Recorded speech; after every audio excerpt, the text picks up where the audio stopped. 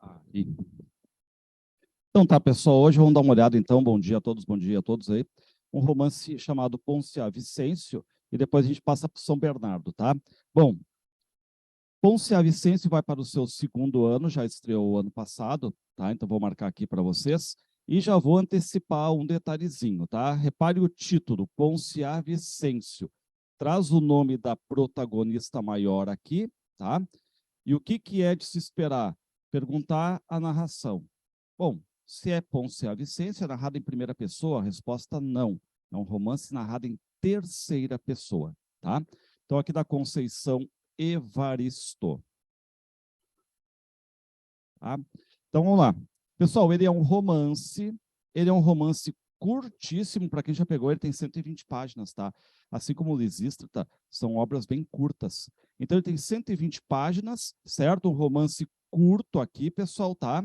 Um romance que alguns vão chamar romance de formação, que vai pegar os percalços todos da protagonista, que no caso é a Ponce a Vicêncio aqui. É narrado em terceira pessoa, só que a todo momento esse narrador em terceira pessoa invade a mente dos personagens e faz o que a gente chama de discurso indireto livre, tá? É uma mistura da primeira com a terceira pessoa, certo? Então aqui é o discurso indireto livre. Aparece também no romance A Falência, da Júlia Lopes de Almeida, tá? Pessoal, quanto a espaço, a gente sabe que tem um povoado chamado Vila Vicêncio. Onde é que fica? Não sei. A gente sabe que tem uma cidade para onde vão, né? Enfim, os filhos lá, o Poncial, o Andi e tudo mais. Onde é que fica essa cidade? Não sei. É qualquer representação de uma grande cidade do Brasil. Então, o que ela fez? Ela não nomeou os espaços, ou seja, um lugar específico do Brasil, tá? Muito bem. Tempo também. Não está definido qual é o tempo ali, pessoal, tá? A gente sabe que o avô da Poncial foi escravo, ex-escravo, depois vem mais uma geração que é o pai, mais uma geração que é ela e o irmão, certo? E, de novo, a literatura aqui, pessoal, tá? Segundo a nossa Conceição Evaristo, sabe que ela é uma autora negra e ela sempre trabalha nesse sentido, né, da literatura afro, uma valorização, ela que está tocando todo esse projeto de, enfim, de lançar tudo que a Carolina Maria de Jesus já produziu, tá? Porque quando a Carolina escreveu seus diários, 1000 páginas. Quando foi para ser editado, o Aldário Dantas cortou para umas 200. Hoje está saindo todos os livros, todos eles na íntegra, do jeito que a Carolina escreveu e tudo mais. Então, ela está sempre ali. E, pessoal, essa literatura que a gente chama de literatura afro, vocês estão vendo que tem, por exemplo, um livro que há 2 anos é o mais vendido do Brasil, que é Torto Arado, tá? Mas a gente já tem toda uma tradição também. Reparem que até o ano passado a URG estava cobrando Úrsula, da Maria Firmina, que era uma autora negra, e que na época não teve sucesso nenhum. O livro que foi lançado, 100 anos depois foi descoberto, e aí deram luzes. Mas vocês têm toda uma relação de grandes autores negros que já apareceram em vestibular. Vamos lembrar, Cruz e Souza, do simbolismo, Lima Barreto, que está fazendo 100 anos de morte este ano, e nada maior do que Machado de Assis, pessoal, tá? O resto a gente sabe, né? Muitos se tornam um café pequeno perto do Machado de Assis, tá? Então, a Conceição Evaristo aqui, ela vai dizer que se hoje em dia a gente nota racismo, preconceito, humilhação, estereótipo, hoje, 2022, qual é a ideia daqui? É só subir 3, 4 gerações que a gente vai lembrar que havia escravidão, tá? Logo depois da escravidão, as situações análogas, parecidas, tal qual a de escravo. E hoje a gente entende porque tem esse racismo, esse preconceito, as humilhações, os estereótipos todos aí, pessoal, na sociedade. E essa ideia, a literatura negra, se faz pela literatura da memória aqui, pessoal, tá? Aí que eu falei, né, quem já deu também Torto Arado vai lembrar quanto é memória, as gerações, enfim, né? Então aqui é a questão da memória. E, pessoal, claro que ela vai trabalhar também com a diáspora. Diáspora é o deslocamento de um povo pelo mundo. No caso, os africanos vieram para cá, não como depois alguns imigrantes, enfim, para, eu vou tentar a vida na América, os italianos, alemães, vieram para cá como mão de obra escrava, tem que lembrar sempre, tá? Então, vocês têm também essa questão da diáspora, que é o deslocamento de um povo pelo mundo, né? Diáspora, aqui no caso, é diáspora africana, certo? Bom, São 47 capítulos curtos, bem curtos mesmo, pessoal, tá? Não dá nem para comparar com as meninas, que eram 12 capítulos longos, aqui são 47, hoje tem 120 páginas. Tem capítulo de 2 páginas, por exemplo, tá? Então, é o primeiro livro dela, é o livro de estreia, tá? Só para ter uma ideia. Ela bancou do próprio bolso. Então, depois que a Federal de Minas Gerais deu como leitura obrigatória, estou falando lá dos anos 2007, o livro ganhou uma projeção, ganhou uma editora maior e tudo mais, tá? Mas ela bancou do próprio bolso o primeiro livro. Pode passar aí. Pessoal, vamos lembrar, tá? A gente está aqui na chamada Vila Vicêncio, tá? Aqui está a Vila Vicêncio. Obviamente que esse é um sobrenome de um grande coronel, dono de tudo. Dono dos escravos. Aí os escravos estão vindo, como é que são chamados? Ó, vai ser o João Vicêncio, vai ser o Pedro Vicêncio, o Amaral Vicêncio. Ou seja, são meus escravos, carregam, além de tudo, aquela tatuagem que eles faziam, né? Enfim, aquela marcação no ombro, e além de tudo, ainda essa questão de tu não ter uma identidade, tua identidade vem do teu dono, o sobrenome é do teu dono, tá? Tudo ali é Vicêncio, certo? E aí a gente vai ter agora o avô da Ponciá, tá? O avô da Ponciá, que vai ser chamado de avô Vicêncio, certo? Que vai ter um relacionamento aqui, né, com a avó da Ponciá, reparem que eles não são nomeados, né, a avó Vicêncio. Muito bem, são explorados, explorados, explorados. Reparem, né, que o nome aqui, tu não tem nem sequer uma identidade, porque a tua identidade vem dos teus, né, teus donos e tudo mais, e eles trabalham, trabalham, trabalham, e sempre aquela coisa, tudo fica para os brancos, nada para eles. Nada, absolutamente nada. E o que o texto vai apontar? Para eles ficava a humilhação, a dor, o sofrimento e a revolta suicida. Tanto é verdade que nós vamos ter uma revolta suicida por parte deste aqui, tá? Qual é a revolta suicida dele, pessoal, tá? Revolta suicida. Lembrando, né, que tu não é nem próprio de uma fuga, porque existe capitães do mato que vão atrás de ti, tá? Então tu não tem nem o poder da fuga. A gente sabe que muito tinha de suicídio, pessoal, nessa questão também da escravidão, tá? Então ele tem uma revolta suicida aqui. O que ele faz? Armado de uma foice, vai lá, mata a própria mulher, tenta matar o filho, que é o pai da Ponciá. O filho sai correndo procurar ajuda e ele pega essa foice e tenta se matar. Ele corta aqui, pessoal, tá? Ele decepa uma das mãos. E a partir daí ele começa a rir e a chorar, fica enlouquecido. Fica olhando para o nada, dizendo palavras não inteligíveis, ninguém entende, tá? E aí fica aquela ideia, o que a gente vai fazer com ele agora? Porque ele começa a andar assim, estão lembrados? Começa a andar assim, escondendo o braço. Como é que a gente vai fazer com ele agora? Como é que a gente vai vender um escravo que ri, chora enlouquecido? Como é que a gente vai vender um escravo sem uma mão? E aí depois a gente fica sabendo, né? Vem toda aquela questão, Lei Áurea, aquela liberdade, que é uma liberdade também muitas vezes em tese, porque, de novo, né? Eu chego dos meus escravos e digo, ó, tudo bem, estão livres agora, né? Mas assim, ó, querem trabalhar para mim? Continuam dormindo no mesmo lugar, continuam comendo a mesma comida, tá? E aí? E a maioria ficava, né, pessoal? É a situação deles, eles vão ficar, tá? Então aqui é armado de uma foice, tá? O que ele faz, pessoal?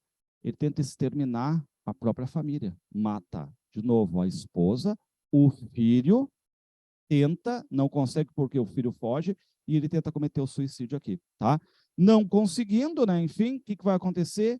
Ri, chora, tá?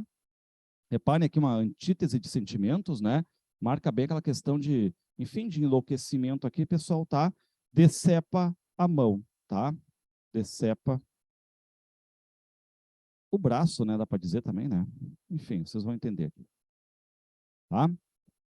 Muito bem. Lembrando que eles tiveram um filho que não é nomeado, a gente vai chamar de pai da Ponciá, tá? Pai da Ponciá. Eu acho que tem tudo a ver com o nome José. Acho. Porque o nome do Luandi é Luandi José Vicêncio, é nomeado. Talvez, mas não diz, né? Então, pai da Ponciá, tá? que depois vai ter um relacionamento, e aí ela é nomeada a Maria Vicêncio, e vão ter 2 filhos, o Luandi e a Ponciá. Reparem, pessoal, então guardem, tá? São 3 gerações. É um livro de memória. Se eu quero saber por que estes sofrem, ou tem todos os sofrimentos, o preconceito, o racismo, tudo, eu vou só subindo e eu já encontro a resposta, tá? Aquela coisa que vai passando e vai diluindo. Vai sumindo? Não, vai diluindo, tá? Enfim, bom, pessoal, aí o que vai acontecer, tá? A Ponciá, ela é menininha de colo, não diz a idade, menininha de colo, quantos anos? Não sei, menininha de colo. O avô morre, tá? Aí o avô morre quando ela é menininha de colo, certo? Morre aqui. O que vai acontecer? Ele não morreu, ele cometendo suicídio. Morreu, tá? A Ponciá, menininha de colo, guardou muito bem a lembrança do avô. Foi o primeiro homem que ela conheceu, foi o avô, e guardou muito bem exatamente essa lembrança do avô, tá? E aqui, pessoal, vocês têm uma duplinha, né? Não se esqueçam, a Maria Vicêncio e a Ponciá, elas trabalham juntas no barro. Elas fabricam, então, artesanatos, copos, panelas, jarros, enfim, com barro, e vendem esses utensílios. É uma das formas, por exemplo, de fazer arte e viver também da arte, certo? Enquanto os 2 aqui, eles trabalham na roça dos brancos. O que eu quero dizer para vocês? Os 2 já perderam há muito aquela questão assim de ter uma infância com os teus amigos, brincar. Não, os 2 estão aqui, ó, trabalhando como se fossem adultos já, tá? Muito bem. Então, essa é a situação, pessoal, tá? E um dia, o que vai fazer a Ponciá? A Ponciá está aqui, lembrando, ela conheceu, não se esqueçam, ela conheceu o avô, ela era menininha de colo, o avô morreu.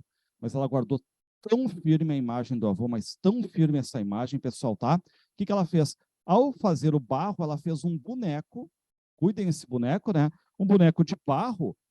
A feição do boneco é de dor e, ao mesmo tempo, de uma espécie de riso. Lembra o avô. E como é que é o bracinho? É assim. Quem é que ela fez no barro? O boneco representando o avô. Tá? E aí todo mundo se encanta com aquilo ali, né? Por isso, pô, a guria era pequenininha, mas ela guardou tanto a lembrança. A mãe olha para o boneco, meu Deus, que coisa horrorosa, destrói isso. E o pai chega e diz, não, não, guarda, isso não é para ser comercializado, isso é teu, tá? Então ela fez um boneco que lembra o avô aqui, pessoal, tá? E estranhamente a Ponciá vai crescendo, menininha, e ela começa a andar assim. Imita o jeito de andar do avô. Então vocês vão ter uma relação muito forte, Ponciá e avô, avô e Ponciá, que tem a ver com a herança, tá? Então, imita o jeito de andar. Andar do avô. Tá? Boneco, o avô, né? Certo? Bom, então, pessoal, por enquanto é isso. O que vai acontecer agora? Tá? Este aqui odiava o pai dele. Por quê? Porque ele se lembra da mãe ensanguentada morta. Ele se lembra do pai que foi para cima dele para matá-lo. Tá? Então, odeia. E o que acontece? Quando ele chegava perto do pai, o pai ria e chorava, ele ficava com aquela vergonha, vontade de matar o próprio pai. E o que ele fazia? Eu sei como matá-lo, eu sei como castigá-lo. É só pegar ele pelos ombros, chacoalhar e dizer toda a história dele. Ó, tu é escravo, tu é humilhado e tudo mais. Mas o que o pai se dá conta? Eu não sou escravo. Mas o senhor moço, filho lá do coronel Vicêncio, mandava eu ficar de 4, subir em mim e fazia de mim um cavalo. Ele pedia para eu abrir a boca, ele mijava na minha boca. Eu era extremamente humilhado, mesmo sem ser escravo. Estão entendendo a relação? Por que eu vou ferir a memória do meu pai, sendo escravo, eu livre sofrer a mesma humilhação? Tá? E o pior, né? Chega uma hora que o senhor moço, esse aqui, ele pega, negro não aprende, de derrama estereótipos, né? Começa a ensinar o pai da Ponciá a juntar palavras, A, B, e o pai da Ponciá, não, não, não, esquece, chega de ensinar, negro aprende sim. Então, pessoal, é um livro forte, de relação forte, tá? Mas, de novo, reparem que eu peguei uma cena de escravidão de humilhação, e essa cena basicamente é reproduzida aqui depois numa outra geração sem ser escrava, tá? Então vamos lá, ó, a mãe fazia panelas, potes e bicho. Pode falar.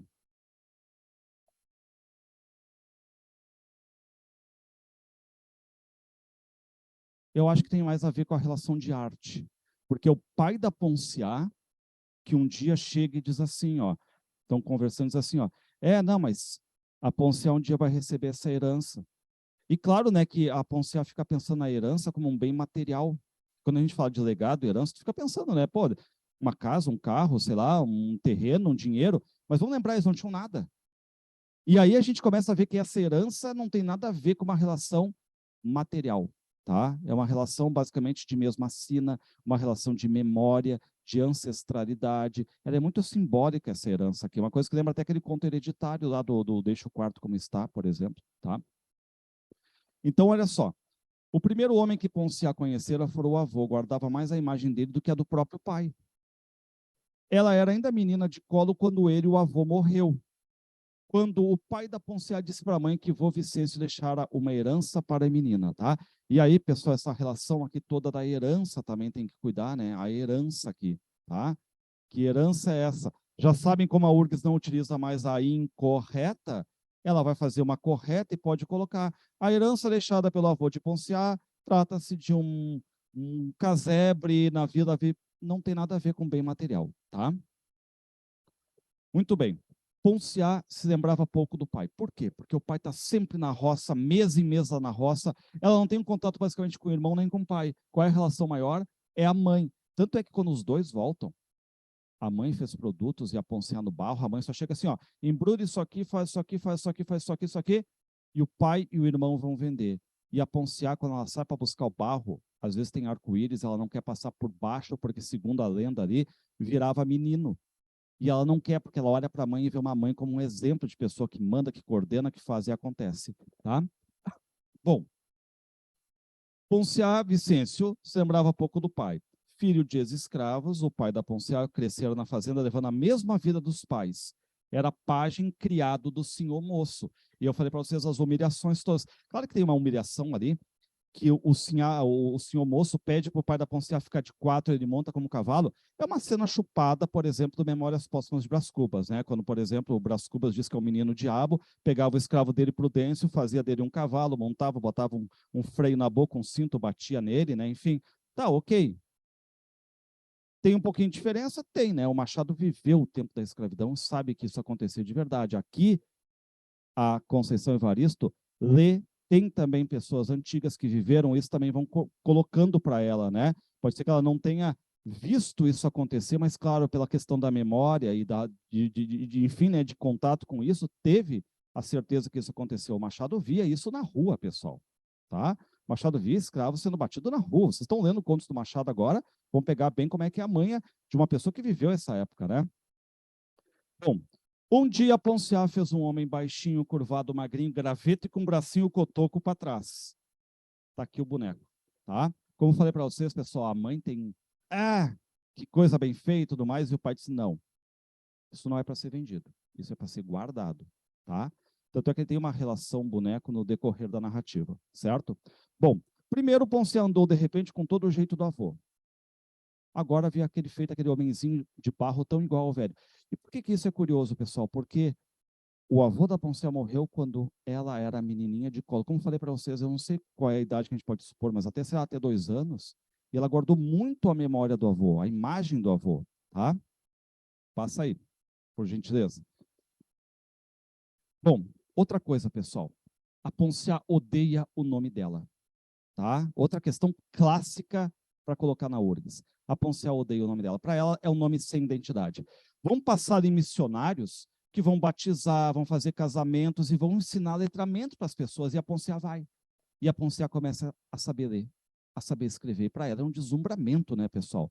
Porque ela começa a ver, opa, se eu for para a cidade, esse saber me interessa, saber ler. Aqui na roça, nem tanto, porque aqui é máquina de trabalho para outras coisas, né? Mas se eu migrar para a cidade, a leitura, a escrita já é importante. Aquele deslumbramento que todo mundo tem, né, pessoal, quando a gente aprende a ler, né? A gente começa a decifrar o mundo, né? Uma coisa muito bonita, certo? Só que é o seguinte, Ponciá Vicêncio, quando ela assina, Vicêncio. Tem identidade para ela? Não. É identidade da família? Não. É do dono, tá? Do dono branco. Não tem nada a ver com eles. E outra, Ponciá para ela é um nome tão, né, ruim. E ela diz que aquele acento agudo no ar, Ponciá, né, de oxítono ali, aquilo ali, pessoal, é como se fosse uma lâmina cravando nela. Então ela começa a inventar outros nomes, ó, Pandá, Malenga, Queti, só que nenhum lhe pertencia também. Então ela odeia o nome dela, por quê? Porque não há pertencimento, certo? Lembra só outras pessoas, não lembra ela. Não há identidade, não há pertencimento. Tu não tem uma tradição familiar. Muito bem. Um dia, eu vou marcar isso aqui, pessoal, do nome, tá? Isso aqui é questão fundamental. Odeio o nome. Vai que a URGS vai com um sentido contrário, né? Ponciá adorava seu nome, visto que, né? Aquelas coisas que vocês sabem que a URGS é diferente do Enem, a URGS é TCT, Teoria Clássica dos Testes, é muito fácil fazer questão assim, tá? Bom, o que vai acontecer? A Ponciá, quando ela está com 19 anos, o pai dela está trabalhando na roça, de repente se curva e acaba morrendo, tá? Então aqui o pai morre. Esses três que vão fazer o livro acontecer, na verdade, né? O pai morre. E é uma desgraça, assim, porque a mãe da Ponciá, Maria Vicência, ela estava sonhando, tendo pesadelos, vendo o marido com o chapéu atochado assim na cara, não conseguindo ver a cara, né? Aquela coisa meio de macina já. E aí, um mês depois, o coitado do Luandi consegue uma permissão para voltar ali, tá? Que dá a impressão, assim, que são quilômetros de distância, né? Ele vem e vem sozinho, a mãe já nota, né? Morreu, tá? Então, aqui morre depois, aqui a gente vai ver também um tema chamado feminicídio, tá? Cuidar isso aí. Ele que mata aqui, claro que é uma revolta suicida, mas depois a gente tem também o negro Climério matando a Belisa, tá? Relação de poder é outro tema importante que vocês têm que marcar, tá? Relação de poder e feminicídio, certo? Bom, porque a URGS está muito nessa tendência de botar os livros também com temas importantes da sociedade, certo? Bom, relação de poder entre os donos da vila e os seus, né? E durante o livro também tem outros detalhes ali. Bom, a Ponciá, ela resolve ir para a cidade. Só que o trem, pessoal, passa de mês em mês. Se perder, só daqui a 30 dias. Então ela pensa, eu vou dar um susto na minha mãe, assim, do dia para a noite eu vou dizer que vou, quando o trem tiver para sair. Tá? Ela não vai fazer assim, antecipar um mês. O trem está para sair no outro dia, ela disse, mamãe, estou indo embora. Tá? Vou para a cidade, mas por que, filha? Porque eu não quero ficar repetindo a história dos seus. Eu quero ter uma identidade. Eu quero ter, sei lá, um nome novo, uma vida nova, começar do zero. E depois que eu estiver bem, eu venho te buscar e venho buscar meu irmão. Tá? Tranquilo até aqui, pessoal? Qualquer dúvida, perguntem, tá? Qualquer colaboração, falem. Bom, o que vai acontecer? A Ponciá, ela vem durante 3 dias no trem. Bom, viagem gigante, né? 3 dias, uma coisinha de nada para comer. Ela chega, vai para frente de uma igreja, entra na igreja lá e tudo mais. É cidade grande, é uma representação de qualquer grande cidade do país. Ela dorme na frente da igreja, tá? No outro dia ela vê, ela está com fome, ela vê que as pessoas têm algumas manhas, por exemplo, para conseguir, né, comida e tudo mais. Ela está convivendo com pessoas de rua também ali, tá? Aí tem uma mulher que diz para ela assim: se faz de cega, que tu ganha mais coisa para comer e tal, né? E aí ela vai ali perguntando e tal, coisas, até que vem uma mulher e diz: olha, eu não preciso, se tu quer emprego, eu não preciso de empregada, mas a minha prima precisa, está aqui o endereço dela. E o deslumbramento da Ponciá ao ler o endereço, conseguir decifrar aquele endereço, tá? Então a Ponciá vai ter um emprego dela, só que aí tem um problema, pessoal. Depois ela vai juntar um dinheirinho, vai comprar um barraquinho na periferia, tá? Aquela coisa assim, né, de 2 quartinhos, 2 cômodos e tudo mais, tá? Tá tentando fazer a vida dela. Só que ela vai ter um relacionamento aqui, tá? Não dá nem para botar um coração aqui no caso, né? Eu vou botar homem porque só assim ele é chamado. O homem de Ponciá. Ele agride ela frequentemente, bate nela, tá? Soco, sangra a boca. O cara é extremamente agressivo. E o pior, né? Eles vão ter 7 filhos e os 7 filhos não vingaram, 7 filhos morreram, tá? Isso nos dá, porque o livro não conta, tá? Mas isso nos dá, pessoal, a ideia de que ela já está ali, basicamente, né? Uns 10 anos na cidade, 8 anos. A gente não tem como mensurar, né? Porque ela diz que alguns filhos duraram um dia, mas ela já está há alguns anos na cidade. O texto mostra isso, o texto é muito curto, E muito bom para a gente ficar fazendo inferências, né? Porque o texto não diz tudo, a gente tem que estar completando muitas vezes, tá? Então, o que vai acontecer? Se tiveram 7 filhos mortos,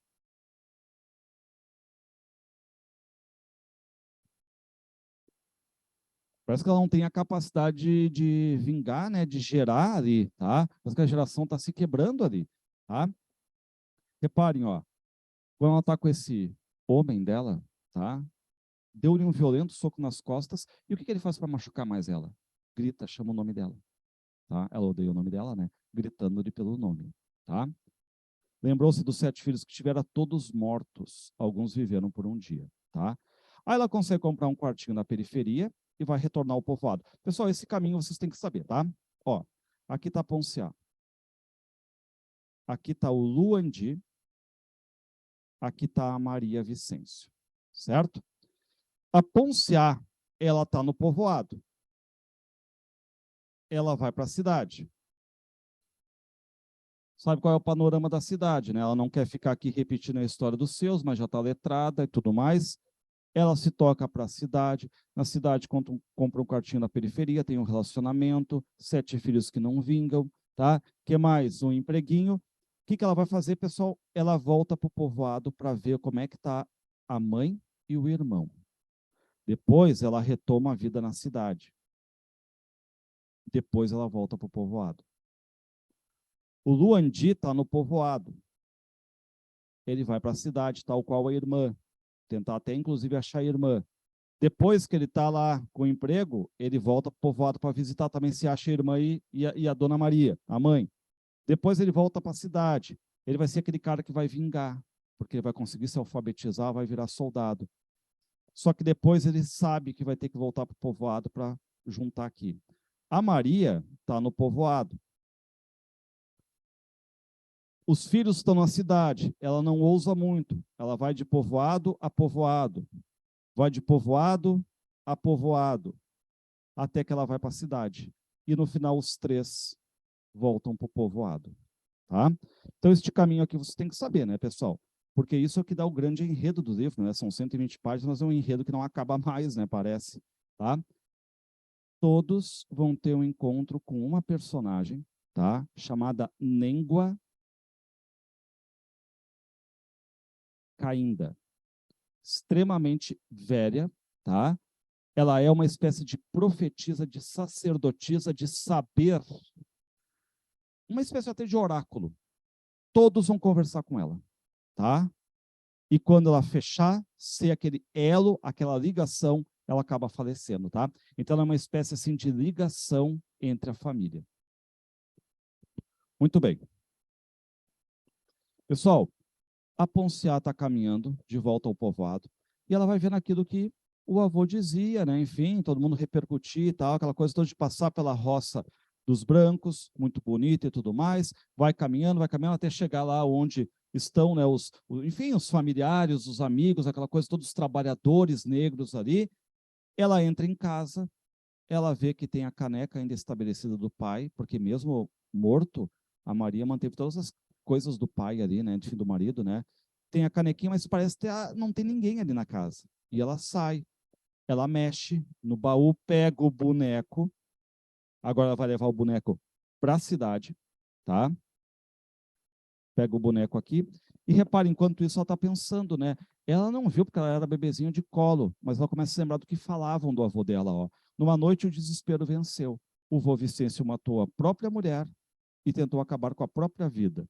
Armado com a mesma foice que lançara contra a mulher, começou a se autoflagelar decepando a mão, tá? Passa aí.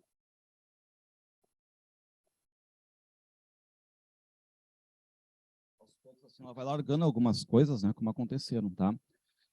Aí a Ponciá encontra a Nengua Cainda. Pessoal, cuidem bem este personagem, tá? Nengua Cainda, tá? Ela pergunta à minha mãe, meu irmão, olha, quais são as palavras dela? Sempre positivas e palavras, pessoal, de união, de encontro. Ela vai dizer, olha, embora a Ponciá não tivesse encontrado a mãe nem o irmão, ela ainda não estava sozinha. Eles estão vivos e vocês vão se encontrar, tá? Muito bem. E ela começa a pensar na herança. Pô, meu pai dizia que o meu avô deixou uma herança para mim. Que legado é esse? Que herança é essa? Porque ela começa a ver Pô, eles não ganharam nada, nem casa, nem dinheiro, nada, nada, absolutamente nada. Que legado é esse? Que herança é essa? Tá? De novo, é aquela herança simbólica, pessoal, que tem que cuidar aqui, tá?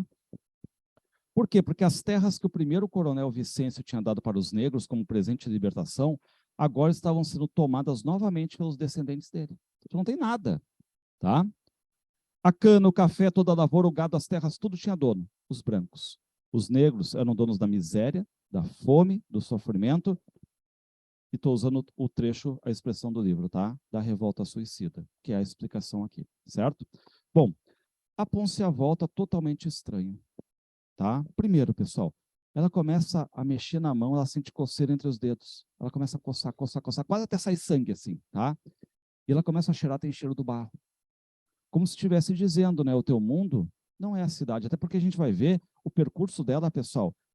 É um quartinho na periferia, ok, é lugar, é habitação, mas um relacionamento que é agressivo com ela, os filhos que não vingam, não há amor, não há prazer, tá? Ela começa a ficar olhando assim para o nada, né? Então ela começa a ter muita proximidade com o próprio avô, tá? Então aqui, por exemplo, né, coçar os dedos, cheiro do barro.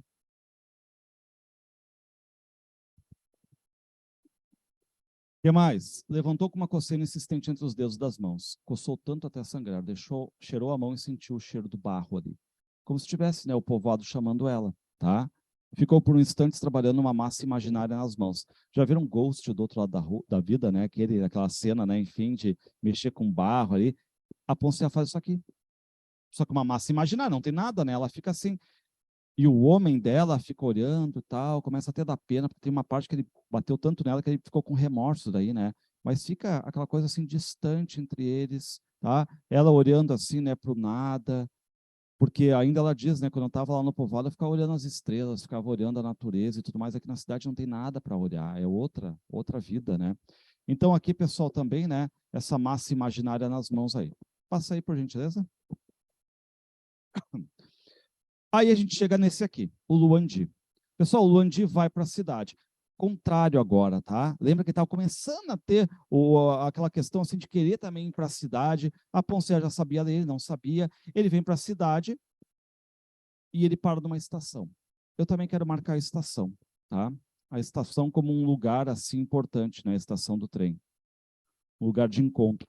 Ele para na estação do trem e quem é que vem ali com uma certa empatia, vendo que ele está meio perdido ali, é um soldado chamado Soldado Nestor, um soldado negro. O que acontece, pessoal? O Luandi fica assim, é o ídolo dele a partir de agora, porque ele pensa, né? Pô, soldado é um policial, um cara que o pessoal tem respeito, é um cara que dá ordens, né? Enfim, e negro. Então eu também posso. Aquela ideia que não é só rebaixamento, eu também consigo. Então começa a ter essa parte clara. E o soldado Nestor é um gentleman ali, né? Ele diz assim: ó, olha, tu não tem o que fazer e tudo mais, o que tu vai fazer? Eu não sei. Olha, tem emprego para ti, lá se tu quiser, comigo lá na delegacia. E ele já fica todo bobo, né? Eu não sei se botei esse trecho aqui, mas ele começa assim, né? Ah, é a única, talvez, simulação de fala popular. Ele fica assim: ah, fazer o quê? Vestir farda e tudo mais. E o soldado diz: não, não, não, não. Limpar. Começa por aí. Limpar, tu sabe ler e escrever? Não. Bom, eu vou te ensinar e tudo mais, e vamos lá, daqui a pouco tu vira soldado. Não é assim. Tem um percurso. Mas quem sabe tu fica lá morando na delegacia, não paga aluguel, tu ganha um dinheiro, vai juntando, vai estudando, vou te ensinando a ler e escrever, e vamos embora, vamos para os teus sonhos. Tá? Um sonho que ele vê na hora, né? No momento que ele vê um personagem negro ali, o soldado Nestor, mandando, dando ordens, né? Enfim, todo mundo ali respeitando a autoridade, tá? Então ele vai agora trabalhar na delegacia, pessoal, Luandi, certo? Bom, Luandi admirava o soldado Nestor. O soldado Nestor era negro, negro e soldado. E lembrando, pessoal, toda a nossa tradição literária. E quando eu não digo a cor do personagem, o que eu depreendo que ele é? Tá? Então a gente está falando de uma literatura negra, lugar de memória, certo? Bom, agora tem uma cena espetacular, pessoal, que vocês têm que guardar também, pode cair na prova da URGS, tá? A cena da exposição de arte. Uma exposição de arte teve um assalto nela. E aí foi lá o soldado Nestor, foi o delegado. Aí no outro dia o soldado Nestor disse: ô Luandi, me ajuda lá, vai comigo ali, né? Numa exposição teve um assalto, ok.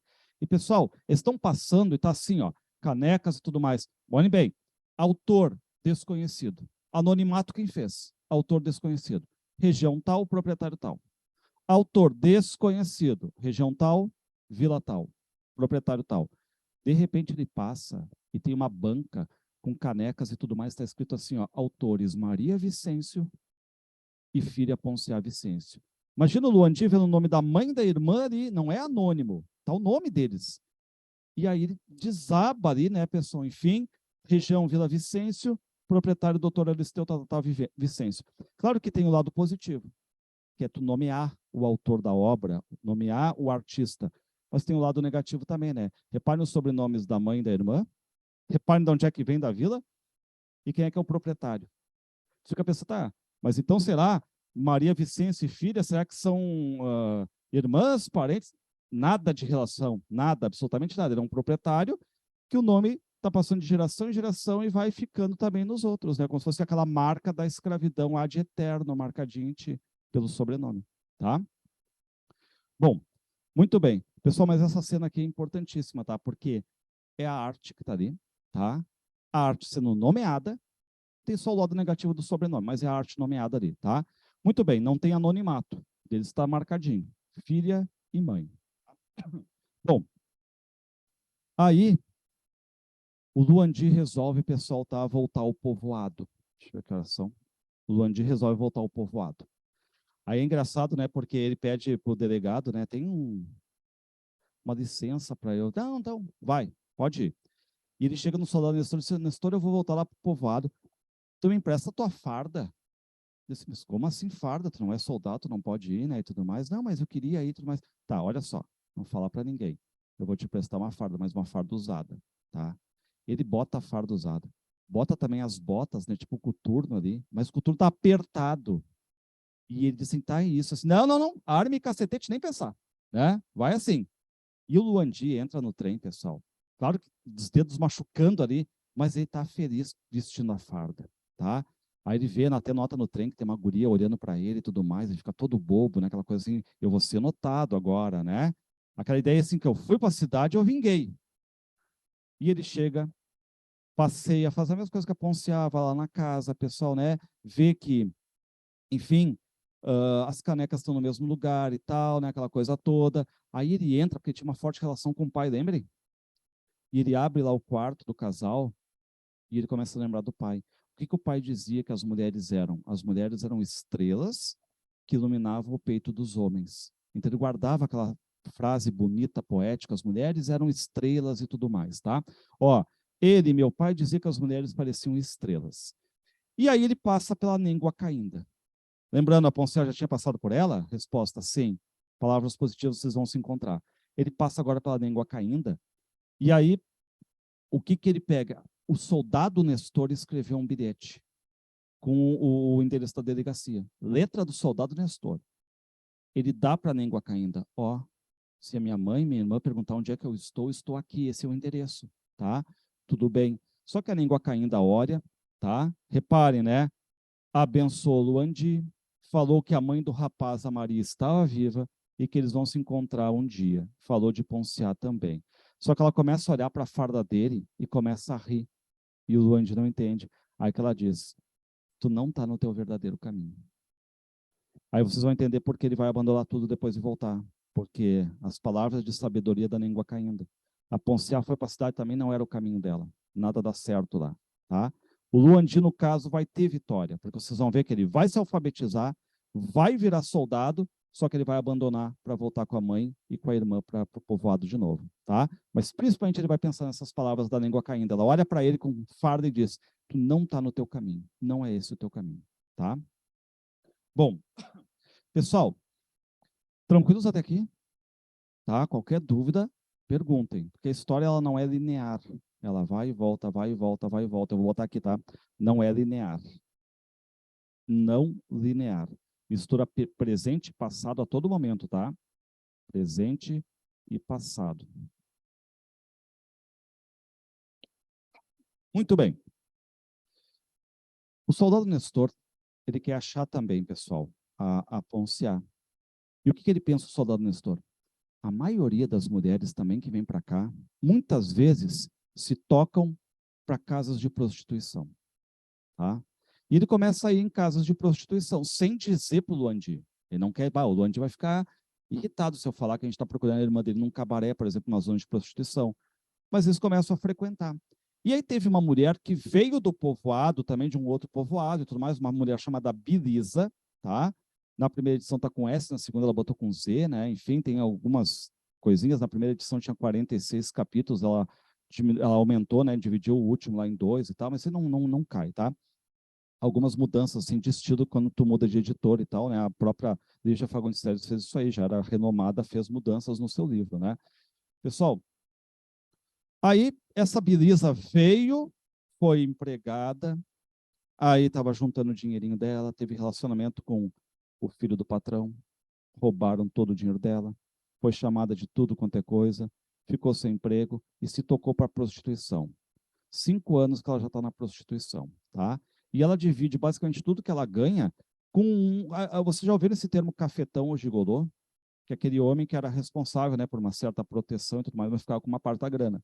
E a mulher que oferece a casa de prostituição.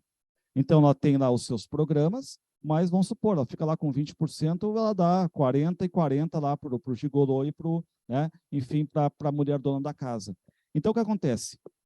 O soldado Nestor e o Luandi estão frequentando casas também, né, de prostituição, e o Luandi tem um caso com essa Belisa, e se apaixonam, e aquela coisa que ela não quer cobrar dele, e que a gente já viu, por exemplo, em Lucila, Dama das Camélias, enfim, né, aquela coisa mais antiga ainda, né, enfim, a prostituta que se apaixona pelo, né, pelo seu cliente por ela, e fica aquela relação entre eles, só que eles estão namorando, estão tendo um caso, só que ela ainda continua como prostituta, tá? E aí ele fala exatamente, né, para o soldado Nestor, porque ele fica idealizando, quero ser soldado, eu quero ganhar dinheiro, eu quero me casar com a Belisa, o soldado Nestor vai ser meu padrinho, o soldado Nestor, olha, tô fora. Mulher, eles chamam de mulher-dama, né, a prostituta ali. Mulher-dama não presta. Luandi larga fora. Ela só vai ficar contigo quando tu tiver dinheiro, quando não tiver mais, tchau. Outro que tiver mais, pega ela. Então, o soldado Nestor é extremamente negativo quanto a esse relacionamento, tá? Então, vocês marquem aqui esse relacionamento do Luandi com a Belisa, a sua estrela Belisa. Por que estrela Belisa? Porque ele lembra do pai, tá? Belisa aqui, ó.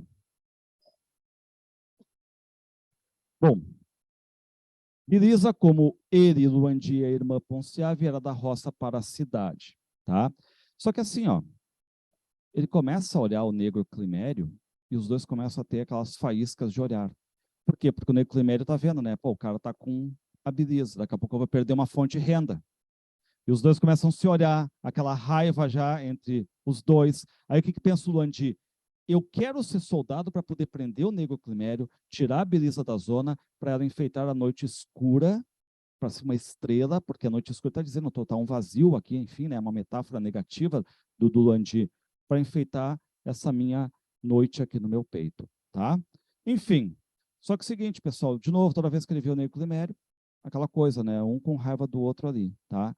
E aí um dia o Luandi vai lá visitar a sua Belisa, mora num sobrado, assim, onde tem muita gente, muita briga, muita coisa e tal, e ele vê que o negro Climério sai correndo, e ele não entende.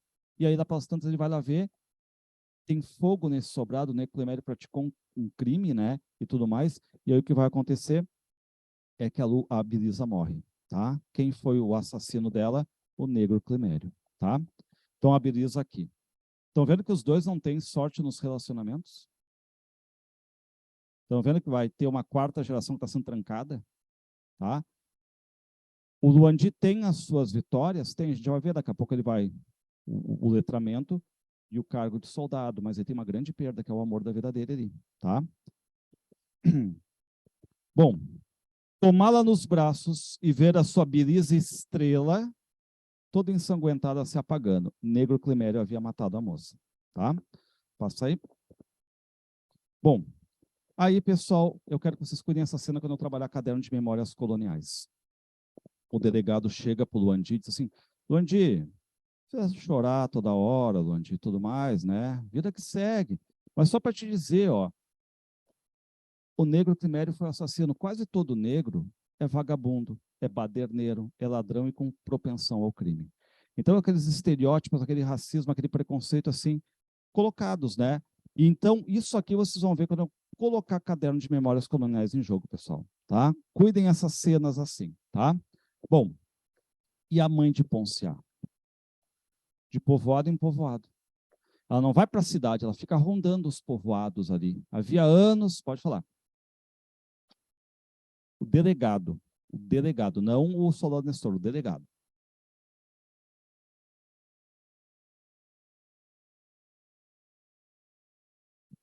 Talvez por essa rixa que ele tinha com o Luandi, né?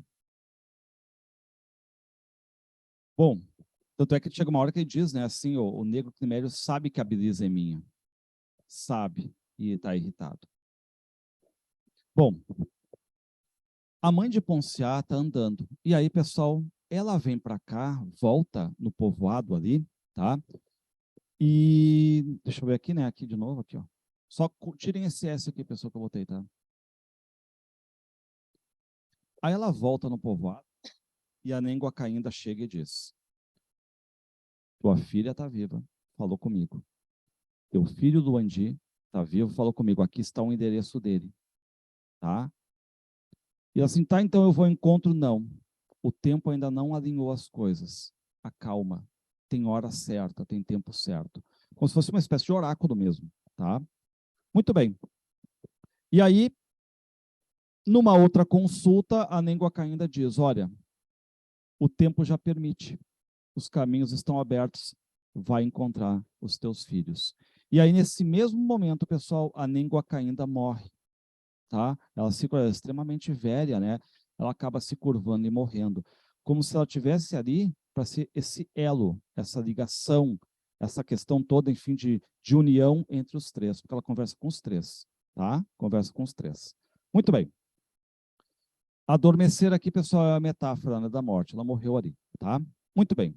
Enquanto isso, a papelada que faria dele soldado tinha chegado. Ou seja, letramento e agora virou soldado de verdade, o Luandi, tá? Reparem, ele chegou na estação, conheceu o soldado Nestor, pá, é isso que eu quero também. Dar ordens, não ser só prego, né? Tu também às vezes quer ser o martelo, né? É isso que ele está pensando. Então, pessoal, essa relação toda. Agora chega, olha só, chegou a Maria Vicêncio, parou na estação. Quem é que está ali? O soldado Nestor. E o soldado Nestor é aquele cara mais de empatia, aquele cara que vê ali o pessoal vindo, né, meio perdido e tal, vão conversar, diz, estou procurando meu filho, minha filha, meu filho mora nesse endereço aqui. E repare, o papelzinho foi ele mesmo que escreveu a letra dele, tá? Mas, é o Luandi está lá na delegacia, vem, deixa eu te levar até lá, tá? E aí vocês têm um encontro entre filho e mãe, aquela coisa toda, né, de abraços e tudo mais, né? Só que o Luandi também tem que trabalhar.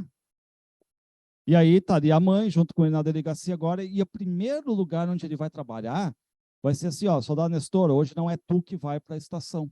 Hoje quem vai é o Luandi. E o Luandi vai na estação. E quem é que está na estação, pessoal? Ele vai encontrar a irmã, a Ponciá. De que jeito? Eis que, de repente, capta a imagem de uma mulher que vinha, um caminhar sem nexo, quase em círculo, quase como ela fosse um barro, tá? E aí o Luandi vai lá, fala com a irmã, né, e tudo mais, abraça a irmã, anos que não se viam, pessoal, né? E aí ela pega, abre ali, mostra o boneco barro para ele. Tu se lembra do nosso avô? Assim, me lembra e tudo mais. Vamos voltar, é hora da gente voltar. Os três se reúnem, pessoal, e decidem então voltar ao povoado, tá? Os três voltam ao povoado. E aí a pergunta que eu sempre faço para vocês: a Maria perdeu alguma coisa na cidade? Não, porque ela só foi unicamente para chamá-los, para voltar. A Ponciá perdeu alguma coisa na cidade? Vamos pensar. Tem filhos? Teve filhos? Não, tá? Teve um relacionamento bom, legal? Não, tá? O Luandi perdeu alguma coisa? Perdeu a Belisa. Ganhou alguma coisa? Ganhou. Ganhou letramento, ganhou um cargo bom ali, tá? Só que ele está abandonando, lembrando as palavras da língua caindo. Ela olha para ele que eu falo, assim, não é o teu caminho. Os três voltam agora, tá? Então, voltando para o povoado, a gente fica sabendo no final ali que tem um detalhezinho todo, né? Que a, a, a Ponciá, quando a Maria Vicência estava grávida, a Ponciá chorava dentro da barriga, e a mãe ouvia o choro, tá? Disse, ai meu Deus do céu, e ela ia até o rio e acalmava a filha na barriga. O rio, as águas, o barro acalmava. E aí então ficou aquela ideia, né? Enfim, e ela vai lá e fala para a Ninguacainda, uma cena anterior, né? Aí a Ninguacainda diz, olha, a filha que pranteia no ventre da mãe nunca deve saber, tá? Então só a Ninguacainda sabia disso aqui, que a Ponciá chorava dentro do ventre, tá? E aí, quando a Ponciá volta, pessoal, ela volta naquela, rindo, chorando, dizendo palavras que ninguém está entendendo muita coisa, né? Parece quase um enlouquecimento, assim, quase uma metáfora do avô.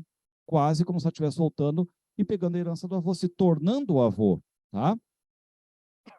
Ó, para ela não, a menina nunca tinha sido dela, da Maria Vicêncio, voltava para o rio, para as águas mãe, tá? Pois quem pranteia no ventre e chora na barriga da mãe nunca há de saber, e a Ponciá não sabia mesmo, né? Passa aí. E aí, para encerrar, pessoal, foi preciso que a herança de vô Vicêncio se realizasse, se cumprisse na irmã, para que entendesse tudo. Que herança é essa? Uma herança ancestral, uma herança, enfim, hereditária, né? Uma herança de mesma sina da Ponciá com o seu avô. O que fazia Ponciá? Chorava e ria igual ao avô, lembrem?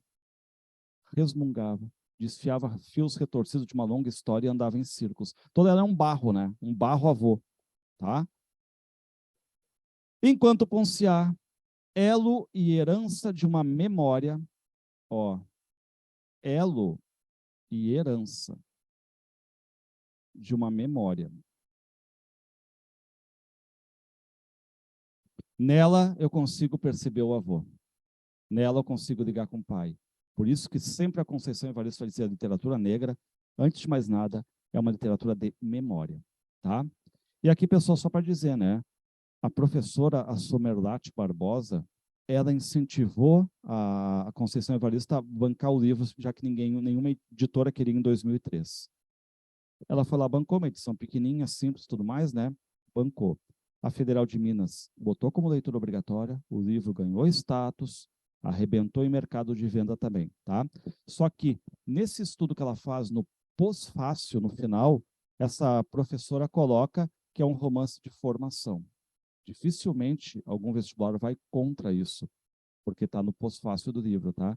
E o que seria aqui o romance de formação? Aquele que descreve os caminhos, as andanças, as marcas, os sonhos e os desencantos da protagonista, o lado bom e o lado ruim, tá?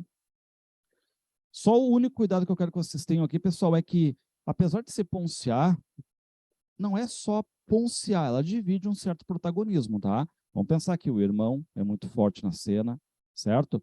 Eu quero que vocês marquem também aí, tá? O soldado Nestor, não pode esquecer do soldado Nestor, de jeito nenhum, tá? A estação e a Ninguacainda como símbolos de união também, tá? A estação também é importante, né? Porque é ali que o, o soldado Nestor vê a Maria, que vai se unir lá com o nosso Luandi, e o Luandi vê a irmã. Então, um ponto de encontro também, tá? E claro, pessoal, que é muito simbólico, o texto é muito simbólico.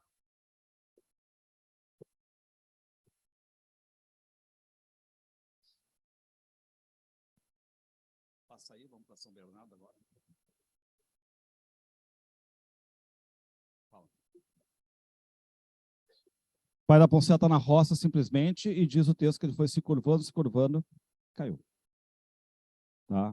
Já vi alguém dizendo assim, possivelmente uma picada de cobra, porque quando eles voltam aqui no povoado tem uma cobra ali e tudo mais, mas muito mais para marcar que aquela cobra está viva e na outra volta tem a casca da cobra, como se ela tivesse já passado os anos ali, né? Então não tem uma explicação, tem muita coisa que não tem explicação ali. Não tem explicação, tá? Ok, pessoal? Posso apagar aqui?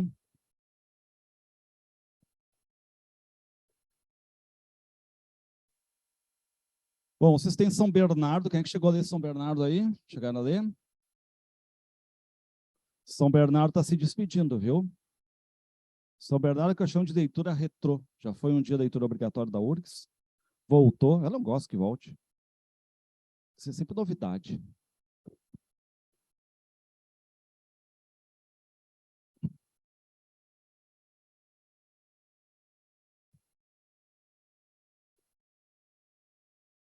Tem um problema que eu já vou dizer para vocês aqui do São Bernardo, tá?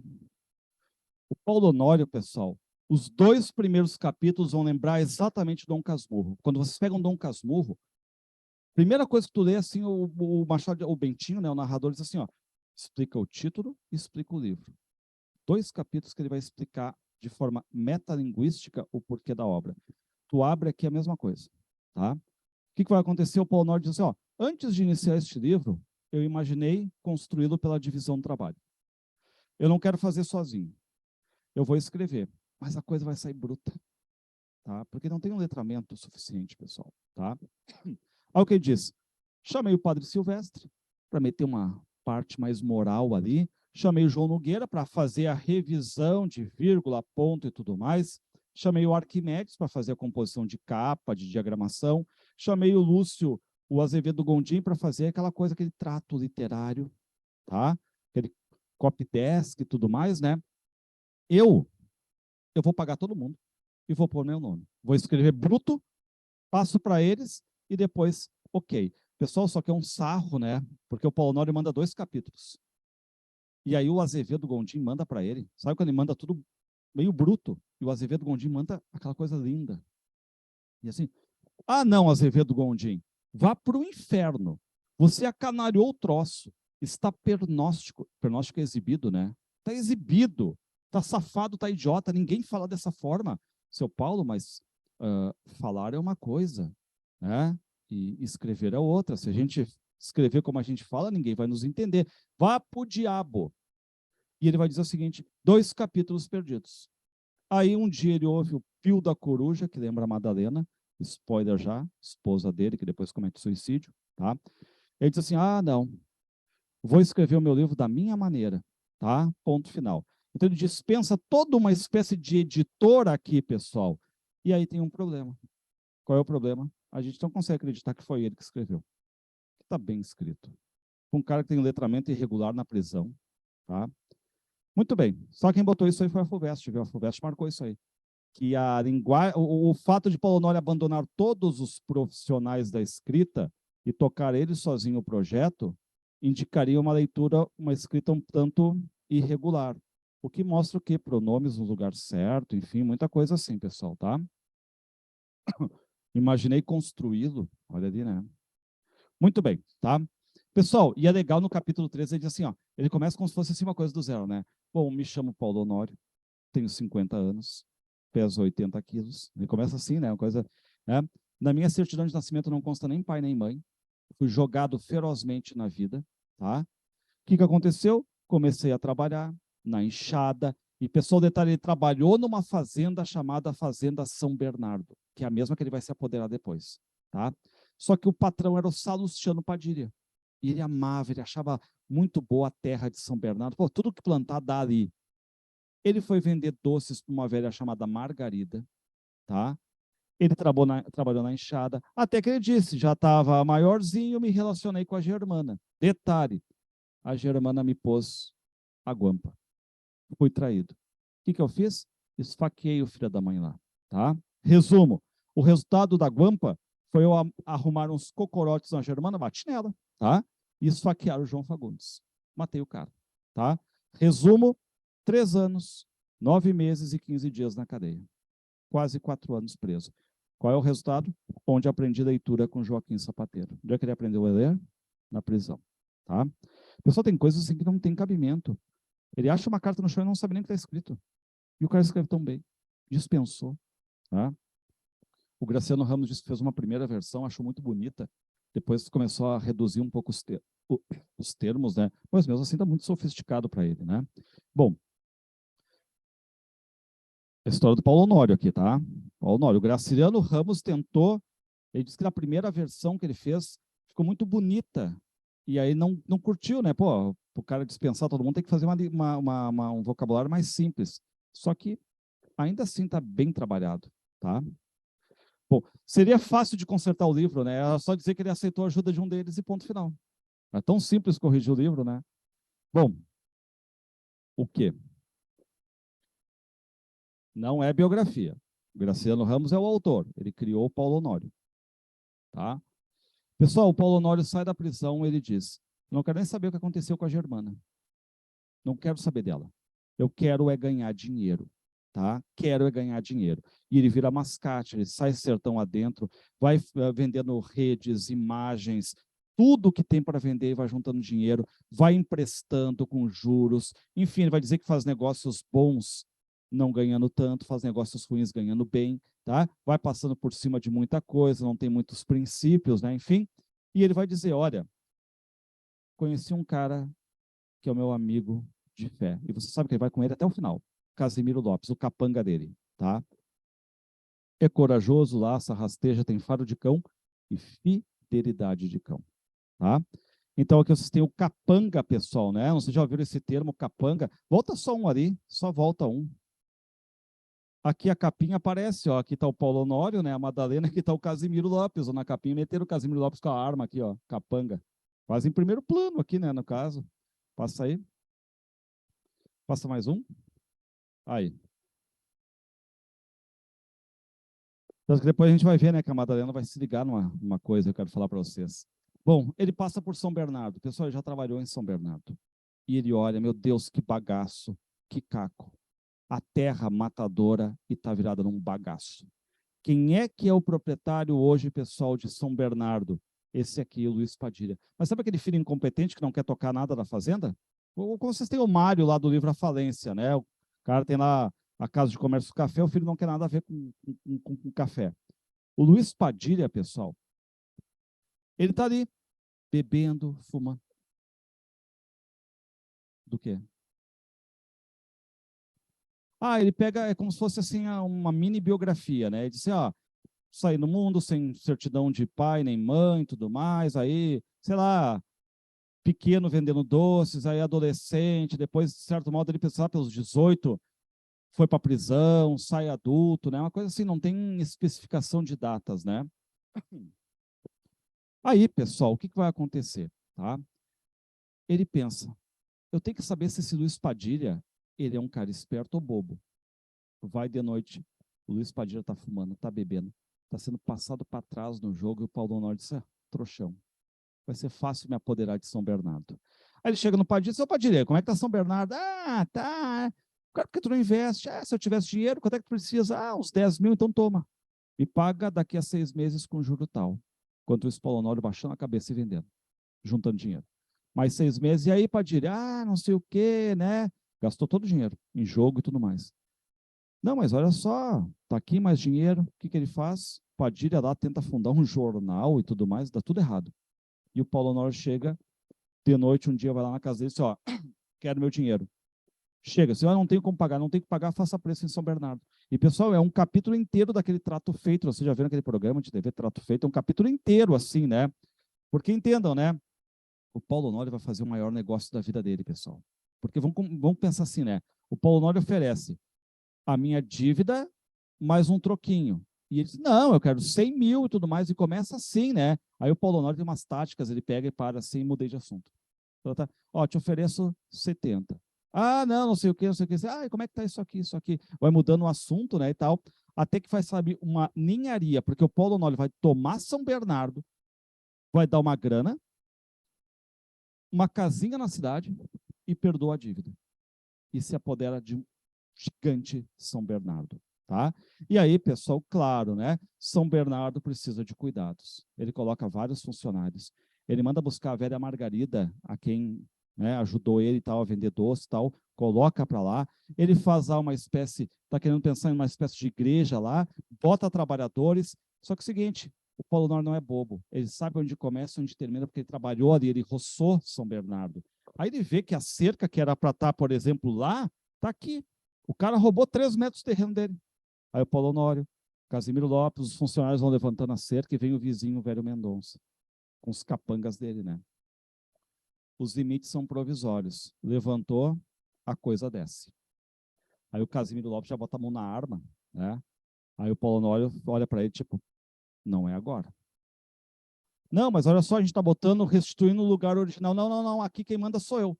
Levantou, eu baixo. Aí o Paulo Honório, tá, conversa e tal, ele vê, pô, tá um empecilho aí.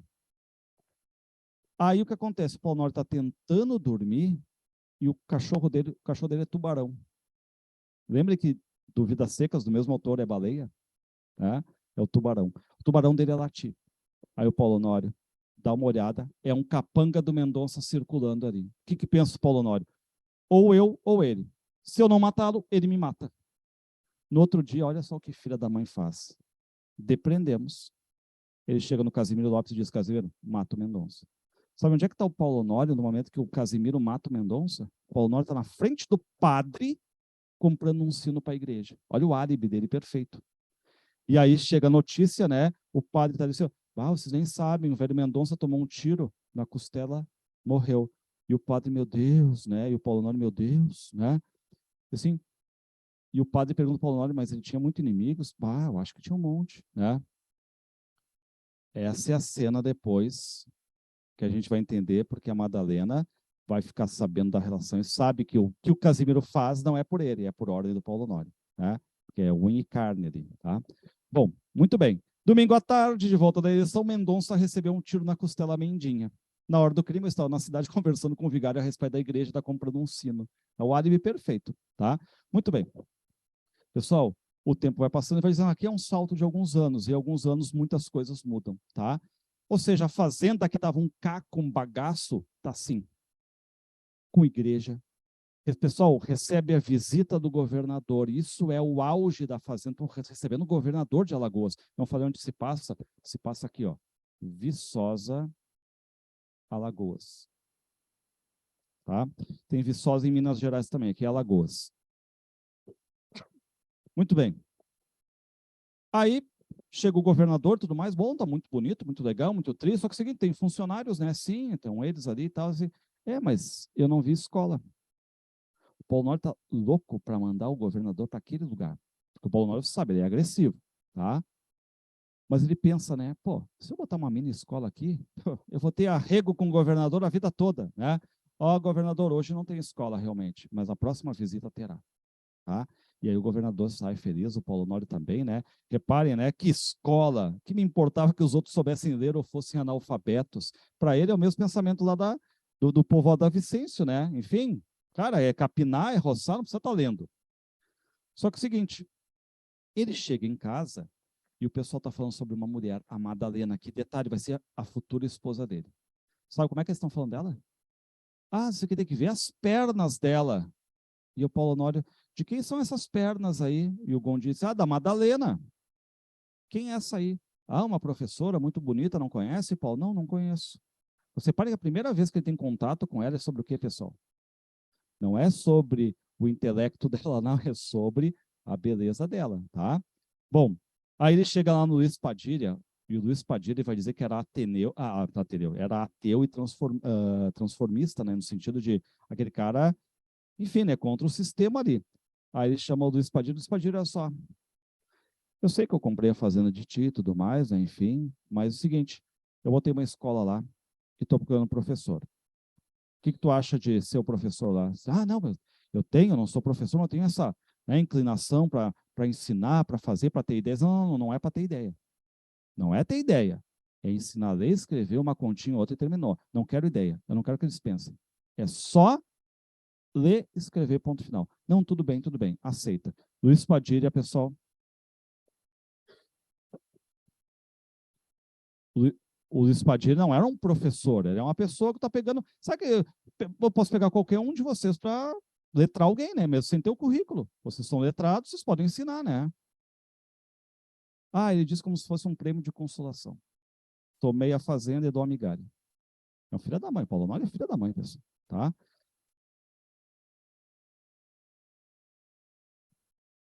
Bom, fazenda crescendo, escola, funcionários, tudo uma boa, visita do governador, vendendo. Pessoal, tem um capítulo 7 que eu quero que vocês cuidem. Capítulo 7. É a história do Seu Ribeiro.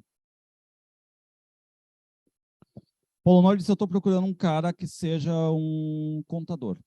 Peraí, não estou procurando um profissional, um técnico, nada, alguém que saiba contas. Aí disse que foi para a cidade e conheceu o Seu Ribeiro. E o Seu Ribeiro, pessoal, é um cara mais velho, que quando ele estava na cidadezinha dele, a cidadezinha dele não tinha polícia, não tinha advogado, não tinha nada. Então, por exemplo, tinha uma briga, ele era a lei. Pessoal, separa, todo mundo respeitava ele. Ah, o cara transou com a menina engravidou, não quer casar. Ele chega assim, não, vamos fazer o casamento. Não tem padre, eu faço a missa. Então ele era a lei. O que aconteceu? Veio polícia, veio justiça, veio advogado, veio tudo. E esse cara foi fazendo isso aqui, perdendo todo o prestígio.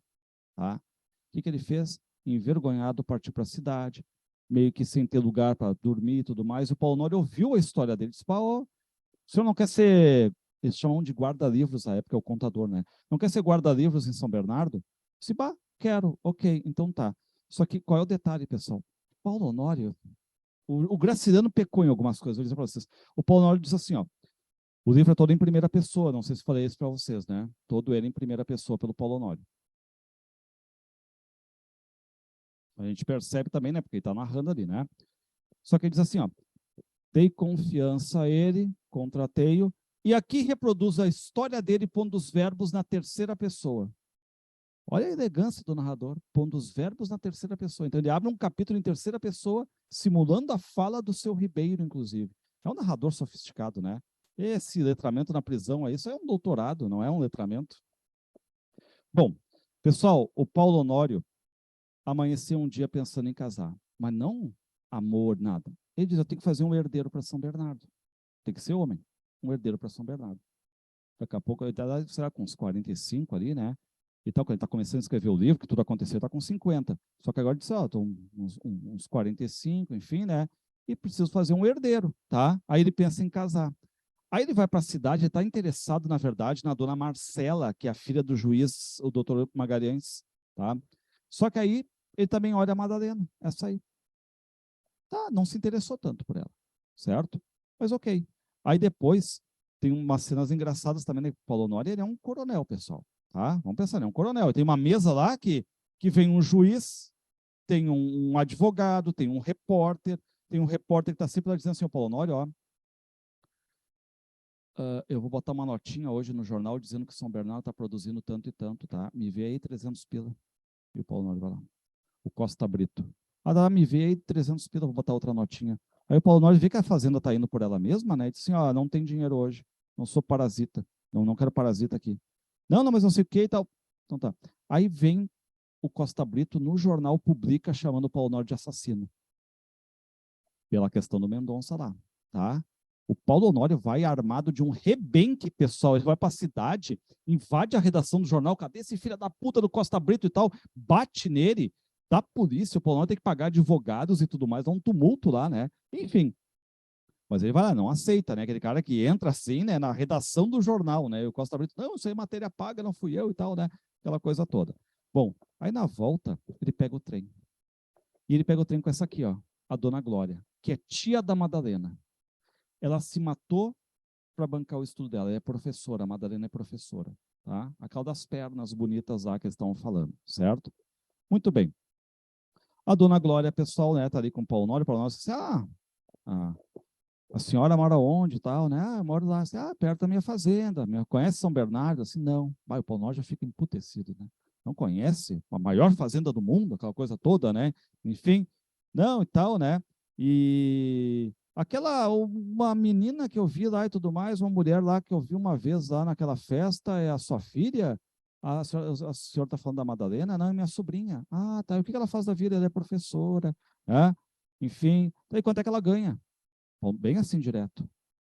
Mas como assim não interessa? Não, mas eu faço questão, quanto é que ela ganha? Eu disse, tá, vamos supor R$ 500. Isso aí eu pago para meus funcionários aqui, quer uma coisa legal, quer ganhar dinheiro? Vai criar galinha. E tem um advogado que está no banco de trás, começa a rir alto. Tá aqui, Paulo Nord levanta, que está falando aí o cagão, né? E aí o Paulo Nord diz assim, ó, pessoal, essas coisas não saíram desse jeito, tá? Vocês podem notar que foi mais agressivo, mas no livro vou botar mais light, tá? Enfim, aí eles chegam na estação, aí tá a Madalena esperando, né? A Dona Glória, ele se apresenta e tudo mais, e o Paulo assim, ó, faço questão, vão lá visitar São Bernardo, enfim, né? Assim, sabe como é que é esse mundo, né? O senhor é solteiro, nós somos solteiras, vá que, né? Esse bafafá e tal. Vem o senhor aqui nos visitar uma hora. Tá, não tem problema nenhum. Aí o Paulo Honório vem, tá totalmente interessado agora na Madalena, né? Enfim. Aí ele olha assim, ô doutor Nogueira, quem é aquela Dona Glória? É a tia da Madalena e tudo mais, uma mulher correta, enfim, né? E a Madalena? Gostei dela. No momento que ele diz que gostou dela, já não tem mais aquela questão de fazer referência ao aspecto físico. Eles dizem assim, não, pô, a Madalena, mulher superior. Reparem, já muda o papo, né? Mulher superior, tal, só os artigos que ela publica no Cruzeiro. E o Paulo diz, ela pensa, né? Já desanimou, tá? Ó, faz artigos, escreve, não era o que eu estava pensando, tá? Muito bem. Bom, só para ter uma ideia, tem uma cena que é o Luiz Padilha. O Luiz Padilha chama ali todos os funcionários, né? E diz assim, eu pergunto para vocês, vocês acham isso certo? Tudo isso aqui, todo esse terreno São Bernardo, de uma pessoa só? Vocês acham isso certo? E os funcionários, não achamos. E o Casimiro ali, né? Aí o Polonório ouve e tal, e fica escondido ouvindo aquilo ali, né? E o Padilha, isso aí não é certo. Tudo isso aqui para uma pessoa só, né? E o Polonório, o que tá falando aí, seu lambaio, vagabundo e tudo mais? Não, tô implicando aqui com o Casimiro, né? Aqui, ó, eu não falei que não é para dar ideia para eles, é para baixar a cabeça e escrever ponto final, tá? E aí a pessoa já começa essas complicações, que vocês sabem qual é a ideia do livro, né? É opor dois mundos diferentes, né? O capitalismo do Polonório com o socialismo da nossa Madalena agora, tá? Então, vocês vão ver que isso vai ser o conflito de toda a obra aqui, tá? Bom, pessoal, a cena que ele vai pedir a Madalena em casamento é uma... Oi. Não, o Luiz Padilha. Luiz Padilha, ele é o professor. Só que a desculpa do Luiz Padilha é dizer assim, não, eu faço isso para implicar com o Casimiro, que não gosta que eu fale isso, para implicar, né? E o Paulo Honório já fica aqui com ele, tá? Ele chega na Madalena, né? Tá a Dona Glória lá e tudo mais. A Madalena ainda tá vindo, né? Diz assim: vem cá, Dona Glória, que mal pergunte por que tua sobrinha não se casa. Você olha, não é feijão para estar se oferecendo, né? Não, mas eu digo isso porque é estranho, né? Não, mas não é estranho, por quê? Né? E aí vem a Madalena, né? Ô, Madalena, olha só, eu queria te convidar para tanto ser professor em São Bernardo. Eu disse: não, essas escolas assim abrem e fecham num piscar de olhos. Oi? Uma fazenda gigante, em Viçosa, Alagoas. Não sei se é verdade ou não, pelo jeito é fictícia, né? Não. São Bernardo não tem nada a ver com cachorro, né? Tem nada a ver. Aí, não confunde com a baleia aqui, por favor. Né? O cachorro do Paulo Nório é o tubarão.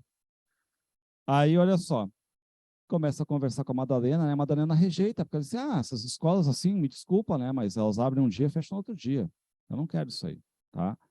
Assim, Madalena, olha só, eu vou direto ao assunto, eu não quero que seja professor nada. Eu vim aqui, eu estou pensando em casar, e como a senhora me quadra, olha só o termo, como a senhora me quadra, pois é, eu vim aqui então oferecer, queria casar com a senhora. E ela toma um susto, mas casar, né? Tipo, eu nem conheço o senhor, nem amo o senhor, mas não precisa amar. Primeiro se casa, depois se ama, tá? Não, mas só um pouquinho, né? Como assim? Não, eu trabalho com animais, eu sei. Se o macho é bom, a fêmea é boa, dá filhos bons. Eu conheço isso pelo meu manual de zootecnia, tá? E ela fica olhando para ele assim, tudo mais, né? Mas é uma cena também até inverossímil, assim, porque ela aceita com facilidade o casamento. Quem leu, né? Aceita com facilidade. Zootecnia. Claro. Aí estão ali conversando, né? E tudo mais. E aí, então, Madalena, e aí, vamos ou não vamos? Não, mas o seu oferecimento, ela vai dizer, né? É vantajoso, tá? Mas é preciso refletir, porque antes de mais nada, não há amor da minha parte, mas amor que se rale. Primeiro se casa, depois se ama. E vocês vão ver que esse vai ser o grande problema, porque ele se casa sem saber qual é o pensamento dela. Esse é o grande problema, pessoal. Ele não casa tendo ciúme, não casa tendo nada. Ele casa sem conhecer a mulher. Como é que ela é? Ele não sabe. Ela é uma mulher de bom coração, que quer ajudar as pessoas, e não sabe disso, porque está se casando antes, assim. E ele vai lá, o que a senhora acha? Não sei, o seu oferecimento é vantajoso, né? Enfim, o senhor tem jardim, lá tem um jardim, tem 500 mil jardins, né? Enfim, tá, mas é preciso pensar. Vamos então, vamos pautar? Se tá, vamos pensar daqui a um ano. Não, negócio com prazo em dia marcado não presta. Semana que vem vamos? E ele impõe, pessoal. Daí ela, ok, e tal, ela tá meio vacilando, e chega assim, Dona Glória, eu anuncio que eu e a sua sobrinha vamos nos embirar, melhor dizendo, vamos nos casar. E a senhora também está convidada, onde senta um, dois, sentam três, tá? Então, ele casa, pessoal, certo? Ó, parece que nos entendemos. Sempre desejei viver no campo, diz ela, acordar cedo, cuidar de um jardim não, mas porque não espera mais um pouco, para ser franca, não sinto amor, mas ela acaba aceitando, tá? Bom, e detalhe, né, pessoal, eles se casam dentro de São Bernardo, porque já tinha igreja ali, capela, né? Ó, casou-nos o Padre Silvestre na capela de São Bernardo. Passei para mim aí, por gentileza. Aí. Conhece? Casa em uma semana. Conheceu a mulher antes? Não. Sabia o que dela? Ah, as pernas, que escreve artigos, que desanimou, tudo muito superficial. Tá com ela a partir de agora, pessoal, tá? E aí, aos poucos, vai tendo esse conflito dos métodos dele com os métodos dela. Ela é professora. Então, o que ela faz? A primeira coisa, ela vai lá ver. Eu vou lá ver a escola. E aí ela diz, olha, Padilha não é professor, não tem técnica alguma, não tem método algum. Não, mas não é para tu se meter. Não é para conversar com um funcionário. Tu quer um emprego? Dentro de casa. Ó, com o seu Ribeiro, vai lá também. E começa já a ter esses conflitos, tá? Porque a Madalena vai e quer... Não, mas só um pouquinho, eu quero conhecer também. Não, não, não. Eu sei o que eles conversam, porque eu já fui peão de enxada, tá? Eu não quero tu conversando com eles. Mulher minha, dentro de casa. E começam os conflitos, pessoal, tá? Pô, tem uma cena da fatura do material escolar, pessoal. Vem, vamos supor, R$ 100 por mês, que o Paulo Honório compra lápis, papel e borracha e papel ali. Foi. Ela queria conversar, saber como é que era o funcionamento, ajudar. Tanto é que tem um funcionário do Paulo Honório que ficou doente e ela leva remédio para ele. E o Paulo Honório enfurece assim, não, eu pago 300 pila, não vai beber, não vai fumar isso aí, senão dou um chute na bunda e manda embora. E ela vai lá e diz, não, mas não é assim, Paulo, não é assim. E começam esses atritos. E ele vai dizer, eu estou aqui nessa posição porque eu sou assim, eu não quero tu assim. E começam os conflitos, pessoal, tá? Fortes. Por exemplo, tem a velha Margarida, que o Paulo Honório bota ela ali, né? E aí um dia o Paulo Honório chega ali e diz, ô, Margarida, falta alguma coisa e tudo mais, tu quer alguma coisa? Não, Paulo, se tu quiser me ajudar e tudo mais, né? Ela ceguinha já, velhinha, diz assim, ó, me dê um, sei lá, um colchão melhor, tudo mais, uma comida, mas não precisa me dar vestido, coisa que eu nunca tive vaidade na minha vida. Não é agora que eu vou ter. Então, mas eu não dei, não, mas a Madalena me deu uns que ela não queria e tudo mais. Aí tudo é motivo para ele enfurecer, tá? Aí, por exemplo, vem a fatura do material escolar, era para esperar por 100, a Madalena botou mais alguns detalhes.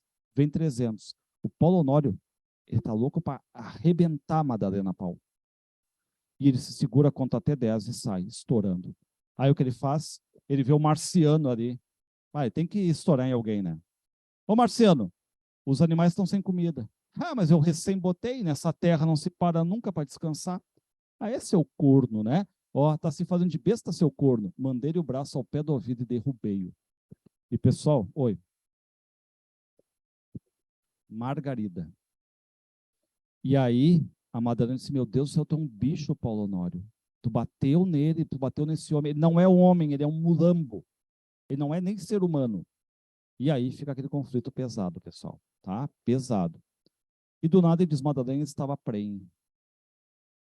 Nasce o filho, um menino. Era o que ele queria, era o que ele queria. Pessoal, é o filho menos falado de todos os livros, tá? A gente não sabe o nome dele, a gente só sabe depois no final que ele tá jogando nos cantos, nem a Madalena nem o Paulo Honório dão bola para ele. Sabe com quem tem maior relação? Com Casimiro Lopes. Bom, fazia 2 anos que eu estava casado. De repente invadiu uma espécie de desconfiança. Pessoal, uma pergunta cabível, tá? Quem já leu Dom Casmurro aqui, vai se lembrar que o Bentinho, desde os 15 anos, quando ele foi no seminário, voltou, e ele vê a Capitu na janela, a Capitu tinha 14, a Capitu vê um cara passando, vira o... E o Bentinho tem um ciúme com 15 anos, que ele é uma espécie de namoradinho secreto ainda, porque eles não podem aparecer como namorados, né? Depois esse ciúme vai se tornando cada vez pior, cada vez pior, cada vez pior. Ele proibia a Capitu de ir num baile com os braços, desde os 15 anos. O Paulo Honório, cuidem se perguntarem sobre o ciúme. O Paulo Honório tem ciúme antes de casar com ela? Resposta, não, mal sabia quem era ela. Casou, teve ciúme? Não. 2 anos de casado, nasce o filho, ele começa a ter ciúme. Então é um ciúme que vem depois, tá? Com a insegurança dele, porque ele olha para o espelho e ele se acha um cara feio, mal cuidado, tá? Em relação à mesa grande, doutor, o juiz, o jornalista, o padre, todo mundo conversando, a Madalena articulada, e ele começa a se olhar e se sentir inferior quanto aqueles ali, tá? Bom, aí ela começa a conversar, e claro, né, pessoal, a gente está em 1930 aqui. Obviamente que depois tem a questão do Partido Comunista, o Jorge Amado é dessa geração aqui, o Graciano foi preso. Lembrem, por fazer romances que eles chamavam de subversivos, ele escreveu Memórias do Cárcere. Então, obviamente, estão conversando sobre política e estão conversando sobre comunismo, estão conversando sobre tudo isso aí. E o que acontece? A Madalena dá os palpites dela, e o Paulo Honório, sim, senhor, a minha mulher é comunista. Eu construindo e ela desmanchando. Ai, meu Deus do céu. E aí ele começa a ficar com ciúme, porque ele vê ela articulada, vê os caras conversando com ela, e ele fica naquela coisa assim, e agora? Tá? Olha só o autorretrato. Pensei nos meus 89 quilos, neste rosto vermelho de sobrancelhas espessas, cruzei descontente as mãos enormes, cabeludas, endurecidas em muitos anos de lavoura, misturei tudo ao materialismo e ao comunismo de Madalena e comecei a sentir ciúmes. Passa aí. E pessoal, e ele começa, será que ela está me traindo? Meu Deus do céu. Aí ele sobe, ele começa com as cenas iguais Bentinho Santiago, tá?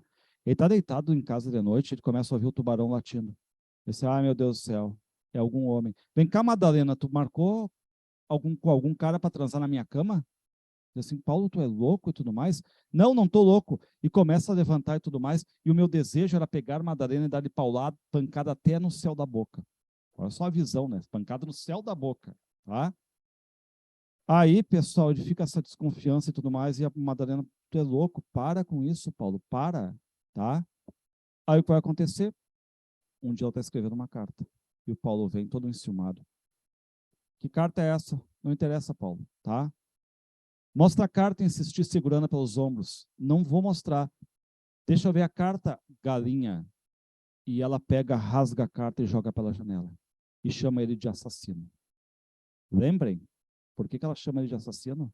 Porque o Costa Brito, no momento que o Paulo Honório não deu mais dinheiro para ele, saiu um artigo lá chamando o Paulo Honório de assassino. A Madalena foi lá, e isso se depreende, óbvio, né? Ela ficou sabendo que o Paulo Honório estava lá com o padre. Mas o que ela pensa? Casimiro Lopes. Casimiro Lopes faz o que o Paulo Honório manda.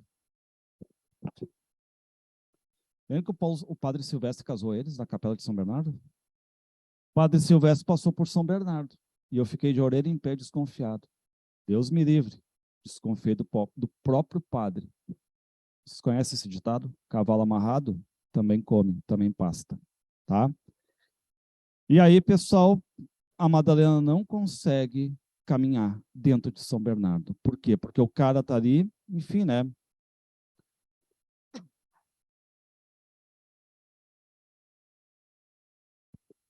Cidade de Viçosa, no estado de Alagoas, tem uma fazenda chamada São Bernardo, fictícia. Bom, oi. Quem? Não, ele fica circulando. Ele, inclusive, ele trai a Madalena com a esposa, com a Rosa, com a mulher do Marciano. E o que ele diz, né? Como é que eu faço para ficar com a Rosa? Eu mando o Marciano para a cidade. Eu sei que ele vai ficar umas 5 horas, é o tempo que eu tenho com a Rosa. Sim, sim. Aí um dia a Madalena pega, escreveu uma carta. Pessoal, é a carta de despedida dela. Porque ela vai cometer o suicídio agora.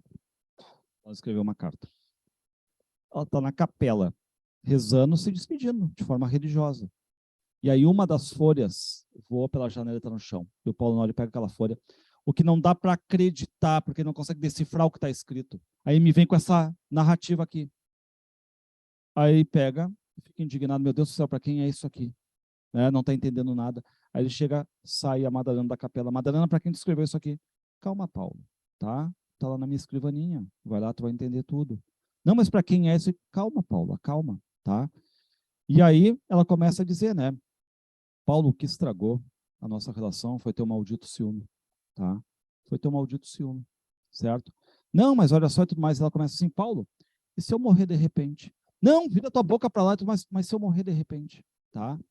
E aí, pessoal, segue. O Paulo Honório diz, ó, 3 anos de casado, fazia exatamente 1 ano que tinha começado o diabo do ciúme, ou seja, 2 anos depois de casado. Não me venham com ciúme logo no começo, porque você sabe como é que foi o casamento dele, sem conhecer a Madalena, tá? Bom, ele tá arrumando o teto lá, tirando os morcegos, enfim, né? Até começa aquela gritaria na casa e vão lá ver, a Madalena tomou veneno, tá estirada na cama, morta, tá? Madalena estava estirada na cama, branca de olhos vidrados, espuma nos cantos da boca. Toquei-lhe o coração parado. Parado. No suário, no chão, havia manchas de líquido e cacos de vidro, tá? E o Paulo Nobre fica desesperado realmente, pessoal, tá? Desesperado, não sei o que, pega ela e tal. E aí ele vai lá ver. Que carta era essa? Adivinha que carta era? Uma carta extensa em que se despedia de mim, só que tinha voado uma das páginas e ele não estava conseguindo concatenar o que estava escrito ali, né? Para que lado ia essa narrativa aí? Passa aí. Bom, pessoal, depois que morre a Madalena, o seu Ribeiro diz, ó, não vou mais ficar aqui, não tem mais clima, tá? A dona Glória, idem. Aí o Paulo Honório até mente, né? Diz assim, olha, a tua sobrinha, ela trabalhou sempre, nunca tirou nada de dinheiro aqui, então toma esse dinheiro. E dá uma ajuda para ela, como se fosse, né, pô, né? Só que já abandonam. E aí começa a ter pano de fundo, pessoal, no final. Boatos da Revolução de 30, tá? Um dia Azevedo Gondim trouxe boatos de revolução.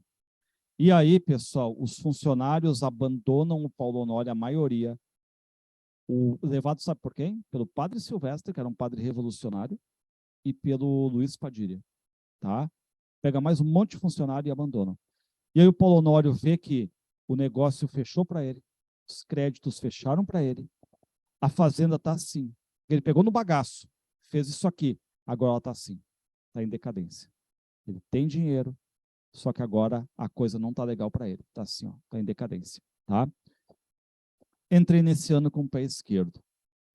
E aí, pessoal, quando tem 2 anos exatos que a Madalena morreu, ele ouve o pio da coruja e se lembra de fazer um livro contando a história dele. Reparem, faz 2 anos que Madalena morreu, 2 anos difíceis, quando ele está com 50 anos, né? E quando os amigos deixaram de ir discutir política, isso se tornou insuportável. Foi quando me surgiu a ideia esquisita de, com o auxílio de pessoas mais entendidas do que eu, compor essa história. Pessoas mais entendidas que eu dispensei, tá? A lembrança de Madalena me persegue. E, pessoal, agora eu vou dizer para vocês, um dos finais que eu acho mais lindos de toda a história da literatura é o final de São Bernardo. Ele é lindo demais, tá? Porque assim, ó, se perguntarem no final, no capítulo 36, são 36 capítulos, né? No capítulo 36, Paulo Honório faz um balanço da sua vida, mostrando, né, a sua falência como ser humano ali, tá? Reparem, a princípio nós estávamos juntos, eu e Madalena, mas esta desgraçada profissão nos distanciou. Qual é a profissão do Paulo Honório? Um proprietário, tá?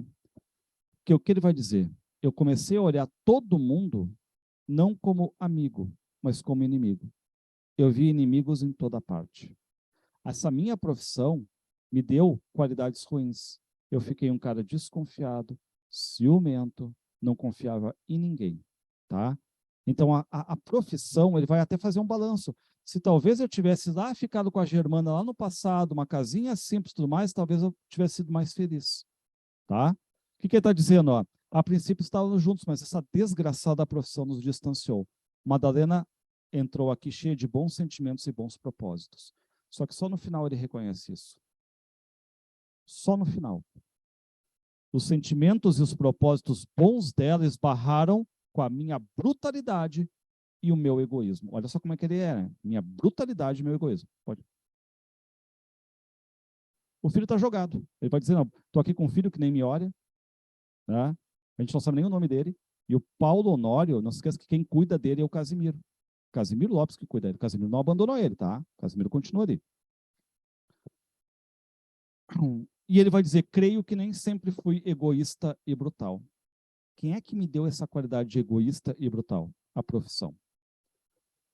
A profissão é que me deu qualidades tão ruins. E a desconfiança terrível que me aponta inimigos. Sabe aquela ideia assim, tu tem mania de perseguição quase, né? Pô, tem uma cena, pessoal, vou dizer para vocês, tá a Dona Glória e o guarda-livro, o seu Ribeiro, conversando. O Paulo Honório entra, eles param de conversar. É aquela coisa automática. E o Paulo, vocês estão falando de mim? Não, Paulo. Falem, continuem, estão falando de mim? Estão falando escondido de mim? Falem. E os dois ficam assim, naquele clima. Ele começa a ver inimigos em toda parte, tá aqui, tá? E a desconfiança terrível que me aponta inimigos em toda parte. A desconfiança, que da onde vem o ciúme também é consequência da profissão. Então, no final, quem é que ele culpa, pessoal? Profissão, tá? A profissão é que deu qualidades tão ruins para ele, certo? E a gente nota, a gente sabe que tem profissões realmente, né, que nos fazem ser mais isso, mais aquilo, mais aquilo. Existem essas profissões, né? A gente vai, sei lá, vai fazer um cargo, sei lá, para qualquer coisa, vai ter que ter um posicionamento, né? Vai ser mais duro, mais light, né? Até professor tem que estar sempre, né? Não é porque é aluno de colégio que vai facilitar, né? Tem o detalhe todo, né? Tem que ser duro nas horas das provas. E aqui, reparem, pessoal, lindo esse final, né? Os dois filmes que tem são bonitos também de ver, tá? Marquem aí se vocês quiserem ver dois filmes. E eu vou ficar aqui, é bem fiel à obra. Às escuras, até não sei que hora, até que morto de fadiga encoste a cabeça na mesa e descanse uns minutos. O filme mostra aquela luzinha assim morrendo, né, e tudo mais, e Paulo Honório ali, na versão que é o Otton Bastos, tem o José Wilker também aqui, tá?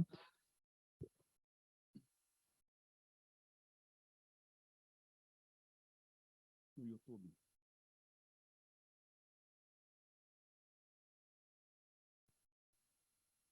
Ele é um empreendedor, um proprietário, né? Quem morreu? Não, ele não morreu. Ele está escrevendo? Não, ele está escrevendo. Não morreu, não morreu. Não mata ele, por favor. Não, as coisas que ela tá, a luzinha tá terminando de vela, assim, sabe? A luz de vela. É.